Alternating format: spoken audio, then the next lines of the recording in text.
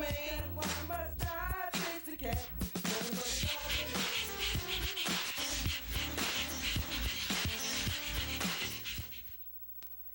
Good evening and welcome to Pound Posse Presents.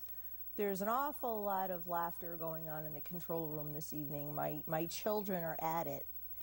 I hope that they'll stay with me. I hear them talking. They're not even paying any attention to me right now because usually Zach would have a comment, but that's okay. We'll see how the show goes tonight with all this nonsensical giddiness, but that's all right. It's all right. All right, so I'm going to start tonight with some really good news, long overdue. You know, if you've been watching the show at all, that I have talked about Sweetpea Friends of Rutland Animals in Paxton, Mass., promoted some of their animals for adoption. 2 of their dogs were my birthday dogs a couple of years ago. Found them through Juno and her mom, Deb. They're just absolutely the most wonderful people. And almost 2 years ago, it'll be 2 years ago, about a month from now, they had a fire that it devastated the building. Most of the animals were lost. All but a few were gone. It was a terrible, terrible thing. And it's been a horrible 2 years between the grief and the red tape involved. When something like that happens, it was magnified by, I want to say, inaction, personal agenda, I don't know what, on behalf of the board that was in place at the time. Pretty much a year was lost in the rebuild process. There were a lot of hoops to jump through, and nothing was being done. There was permits and zoning and, you know, just all kinds of things that they were up against. And because of that inaction, personal agenda, whatever you want to call it, it really wasn't addressed. Not in an aggressive manner or an aggressive enough manner, if at all. So the board was pretty much ousted, and there's a new board in place. And after having lost a year in the rebuild process, they were finally making the right steps and taking the right actions and going through all kinds of proof and records and, you know, meetings and just all kinds of red tape. Finally, on, I believe it was Thursday night, after the 2 years and the red tape, Sweetpea had their victory. The variance and special permit were approved by the Paxton Zoning Board, and after a 20-day waiting period, Sweetpea can finally apply for their permit to rebuild. This is such spectacular news. This little shelter up in, I'm telling you, like nowhere, Massachusetts, caught the world's attention when all of this happened. There's been so much support. There have been people who, you know, just have been behind them all the way. And again, Juno and her mom, Deb. I mean, yeah, I thought I had that backwards. Juno and her mom, Deb, were the ones that introduced me, and they've been like the strongest proponents. I love Melanie, who is the shelter manager, and Dick, who is the founder. The people are just all so wonderful, and they've fought so hard, and they've tried to maintain the faith through just so much awful stuff. You know, if it wasn't bad enough that the fire happened and the animals were lost, and the grief and just how horrendous the whole experience was, to end up having so much internal struggle just was the icing on the cake. And I know that for a time Dick felt defeated, and I am so happy that his dream to rebuild will finally be realized. The 20-day waiting period brings it so close to the actual fire, which, if I'm not mistaken, was the 25th of November. It's just going to be a very emotional time, but I am so happy that this is finally going to happen, and I'm so looking forward to being whatever part I can be in, doing whatever I can do to help make it happen. Melanie's been on the show, Deb and Donna came down and we talked about the fire. I will have Melanie on again, I'm sure, as things go forward, and I hope Dick too, because he kind of promised, but I won't be too much of a pest. But I would love to have everybody meet them, because if you just knew what good people they were, they certainly didn't need or deserve all of the hurt and the anguish, and they absolutely deserve this victory now. And the saddest part, excuse me, and we've discussed this in the times that we've talked about it, all the animals that could have been helped had things gone forward as they should. People's hearts are in the right place. They're always thinking about the animals, and to know that they are supposed to be a shelter and be able to take animals in and help them find forever and give them true shelter. They're a no-kill shelter. To know that they have not been able to perform their duties and their passion for that, it's been hurtful as well. So congratulations to my friends at Sweetpea, and if you are as much of a fan as I am, and you would like to be able to congratulate them in person and hang out, they are having their Halloween dog walk tomorrow, and that's going to be at the Bar Falls Dam, 200 Coldbrook Road in Hubbardston, Mass. It's kind of a cool place. That's where they have their dog walks, and it's going to be from, I lost a page, 11 or 10 to 5 or something like that. Anyway, you can find out on the Pound Posse Presents Facebook page. I do have that posted. There's going to be a barbecue and a raffle, and all are welcome. It's a Halloween theme, so there's going to be all kinds of spooky things going on, and it'll be really cool. And I certainly personally am doing everything I can to get there tomorrow, and look forward to being able to congratulate everybody myself. Now, I totally messed up my notes, so you're just going to have to bear with me, because sometimes I'm really smart like that. Yeah, I hear them woo in there. Yay, yay me, yay me. So anyway, here we go. We're all better, I think. Oh yeah, here's the rest of my Sweetpea notes. It's 10:30, it says, to 3. And it is the U.S. Army Corps of Engineers Bar Falls Dam. So I screwed all that up, so we'll just move right along. Anyway, so our first dog tonight is Calhoun. So let's take a look at Calhoun. And look at that sweet face. I can't even stand it. Calhoun is a 1.5-year-old hound mix, and he is in need of a foster or forever home. He is a love once he gets to know you. He's afraid of thunderstorms, fireworks, vacuums, and loud noises. I've got those at home.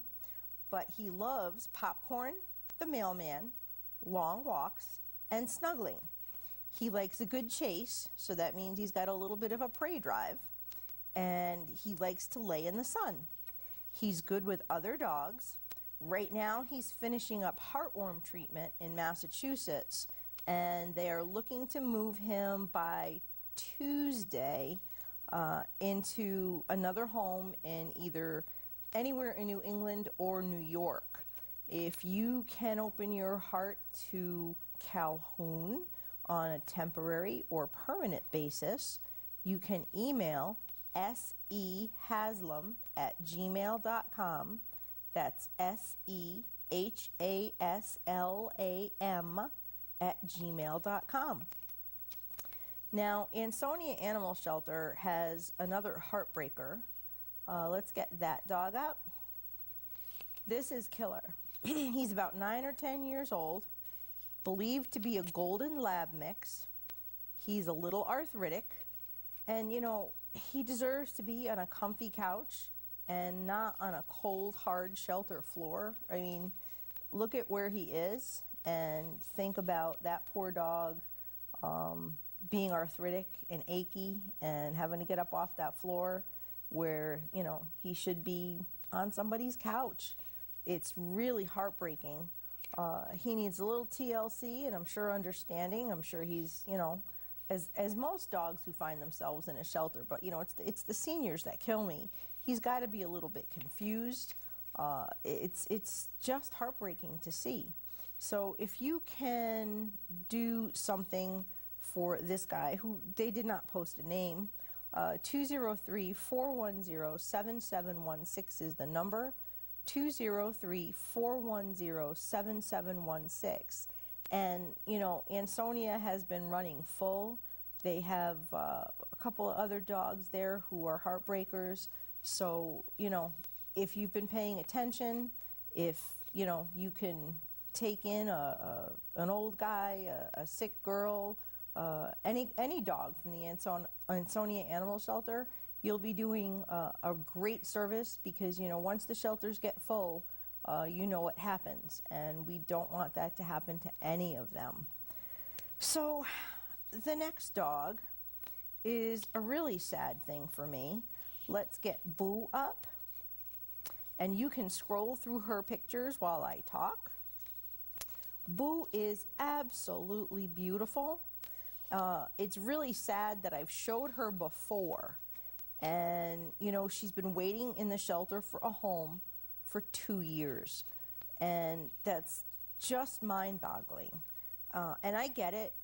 As I tell you more, you'll understand. She's a little bit of a niche. She is at the Mount Vernon, New York Animal Shelter, and she is 3 years old. So think about that. She has spent more of her life in a shelter than out of a shelter. And I just don't, that just kills me. She went in as a stray, and she was never claimed, of course, because I'm sure somebody dumped her, because why wouldn't you dump a special needs dog?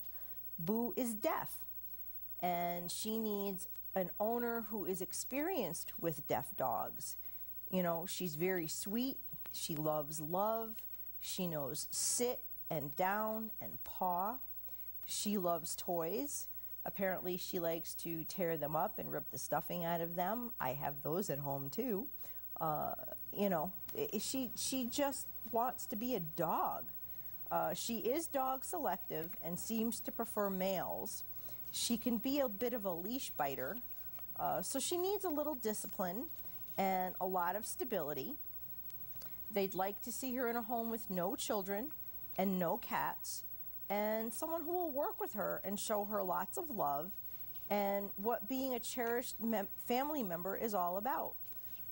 You know, it's really hard. The longer a dog spends in a shelter, the farther away they are from knowing how to be in a home. So, you know, not only is she battling being deaf, I mean, and, you know, not for nothing, she doesn't know she's deaf.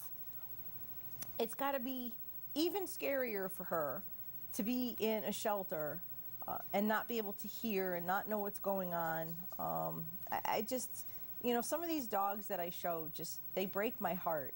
And 2 years in a shelter, why? Just because she's deaf? It's just not fair. There's got to be somebody out there who has the experience, who can maybe give her an only dog home, you know, or a friend that she could get along with. And again, that's something that, if she's dog selective, there's absolutely got to be introductions and, you know, a little bit of interaction, I'm sure, first. You know, dogs like Boo learn hand signs, they learn cues and commands, and sometimes they take a lot of their cues from another dog. They, you know, learn to rely on the signals that the other dogs are sending. And, you know, the reason why no kids, I'm sure, is because she can't hear. She can't hear if a kid's running around. She can't hear if a kid runs up on her. Why get her nervous? Why set her up to fail? It's a really sad thing to me that this poor girl, this is her second time around, and it's been a while since I've shown her. 2 years, it's just a really, really, really long time. So if you've got some deaf dog experience, can be a positive leader, can give her time to decompress and learn and just know what it's like to be a dog. She doesn't even know anymore, I'm sure. Dumped at a very young age, deaf in a scary world, all by herself. That had to have been horrible. Anyway, Mount Vernon Animal Shelter in New York, and the phone number is 914-665-2444. Once again, 914-665-2444. And what more perfect time of year to adopt a dog named Boo than just before Halloween? I'm going to go there. All right, so next up we have Muffy. And I can't stand how cute she is. Muffy is a 10-year-old Maltese, and she's a senior with a puppy cut. She finds herself homeless since her owner passed away. And, again, that's just another one of my little soapbox things. Please have plans for your animals if something should happen to you. Solid plans, not just assumptions. Put it in writing. Make sure that someone is going to take care of your animals if something happens to you. We don't expect ourselves to have a short life expectancy. We don't expect something to happen suddenly. But, this is another week where there's a dog who lost an owner, ended up homeless due to the fact that the owner passed away. So I can't express to you enough the need to provide for them so that they don't end up in a shelter, and they can have an easier transition to a home with someone who is ready for them and willing to take them. Anyway, off the soapbox, she's a little sweetie. She's good with people and other dogs. She's in good health and up to date with her veterinary care. And she is with the Westport, Connecticut Animal Shelter. And for more information, you can call 203-557-0361. Once again, that's 203-557-0361. Next up, we have Zoe.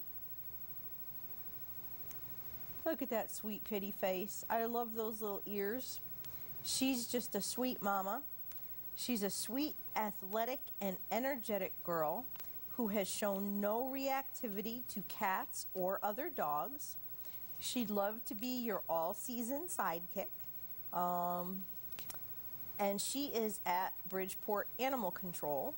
If you are interested in Zoe, you can call 203-576-7727. Once again, that's 203-576-7727. And another young lady from Bridgeport is Morgana.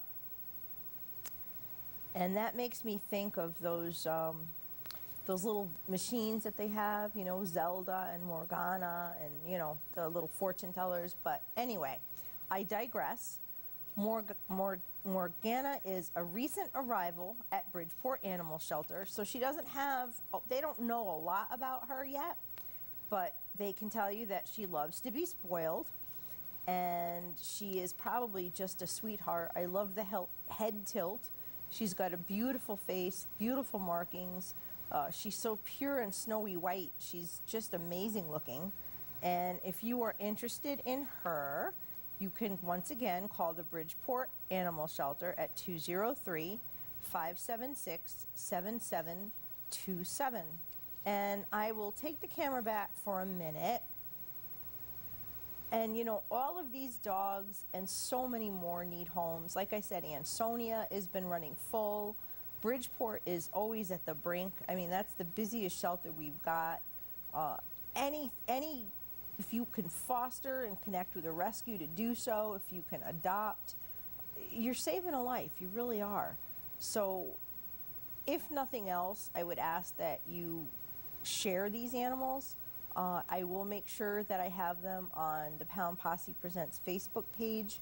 It's so important to get them exposure. And, you know, the sad thing is I know Boo has been shared and shared and shared, and still there are no takers. That just boggles my mind. 2 years of sharing her. She's had stories written about her. You know, it just, I can't understand it. Anyway, next up, I'm going to throw one more event out at you. And this one is near and dear to my heart, as well as is the president of the organization. Can we take a look at the For the Love of Jack fundraiser poster? They are having a pasta dinner, their annual pasta dinner, and that's going to be Sunday, October 29th from 11:30 to 3, and it's at Marino's Restaurant in Torrington.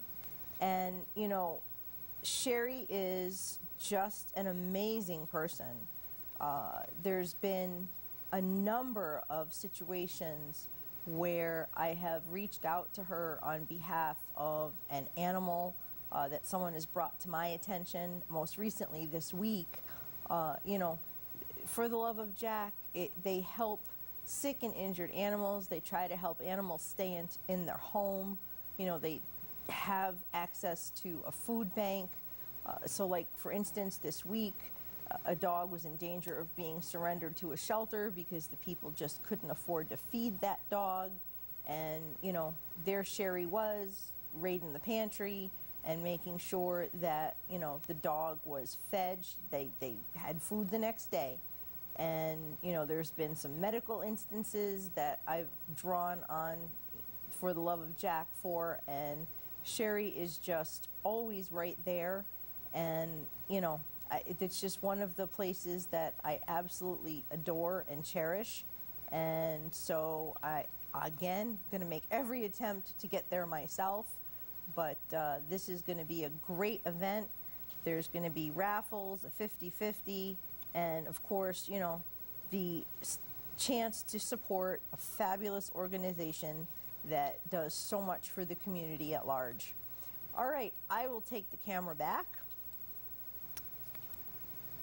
Yeah, there we go. Waking up. So next week is Halloween.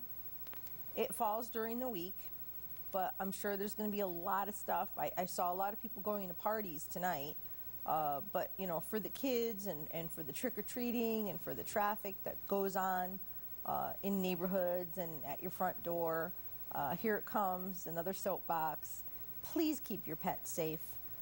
By all means, from now until, I'm going to say, a week after Halloween, try and keep your cats inside, especially at night.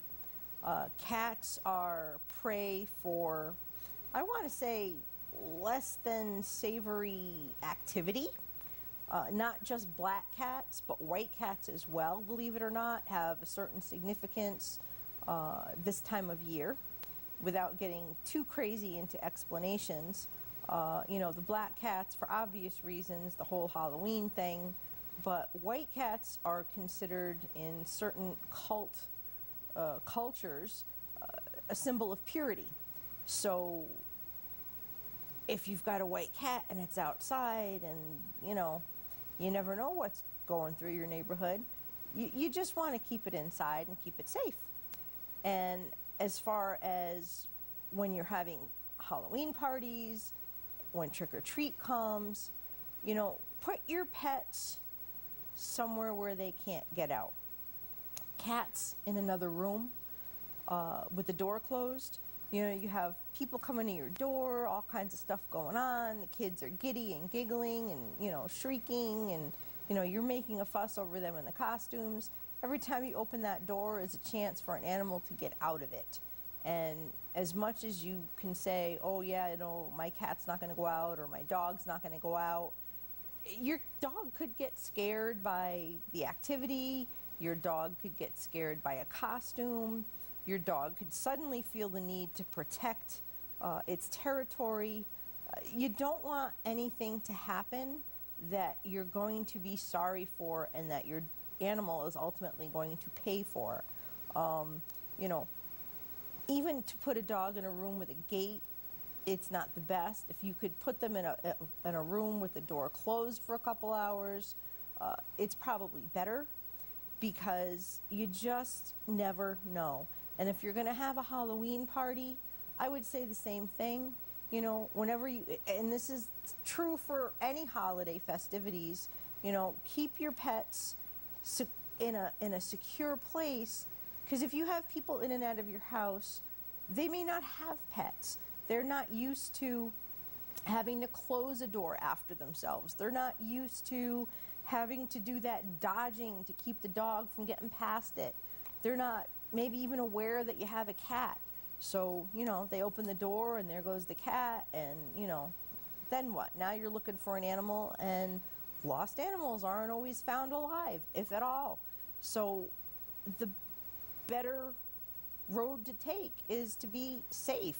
You know, you have people in your house for the holidays, for parties, etc., and so on. There's food everywhere. People aren't, again, animal savvy. Put something on the coffee table that the dog shouldn't have, and then you're at the emergency vet, as long as your dog isn't already choked to death on something. Just so many different scenarios. Sure, your animals need to be part of the family, but if you're going to have a lot of people over who aren't animal savvy, it makes more sense to keep them safe. I would much rather, you know, inconvenience my dog for an hour and keep it safe, or a few hours, you know, if you're talking about the holidays, and know that I'm still going to have a healthy dog when it's all over with, than to, you know, not want to inconvenience the animal or myself or whatever. You know, some animals get a little nervous around a lot of activity. So I'm sure I'm going to talk about this again, because, you know, hey, it's what I do. I'm thinking it's probably about that time. So I'm going to say peace, love, and dogs. Until next week, thank you for watching, and good night.